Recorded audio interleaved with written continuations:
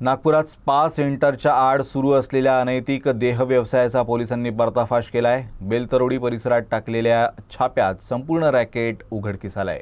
या कारवाईत एका महिलेला अटक करण्यात आली आहे, तर तिच्या तावडीतून परराज्यातल्या 3 पीडित महिलांची सुटका करण्यात आली आहे।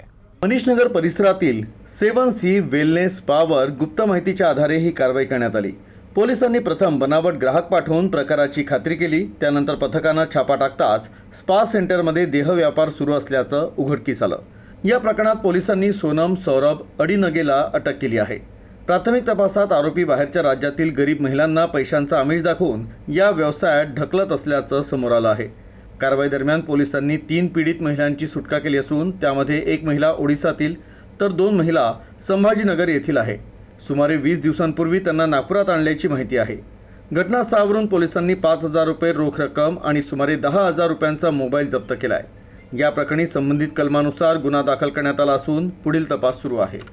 त्यामध्ये हे गेल्या 15 ते 20 दिवसापासून सुरू होता आणि यामध्ये जी आरोपी आहे ती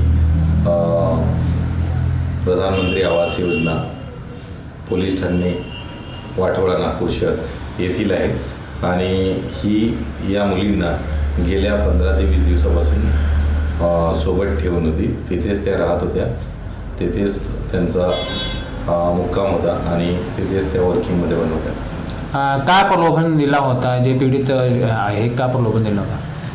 यामधल्या ज्या पीडित आहेत 3 यांना पैशांचे आमिष दिलेले होते आणि त्या आधारावर त्यांचा स्वतःच्या आर्थिक फायद्यासाठी आरोपींनी त्यांचा वापर केलेला आहे।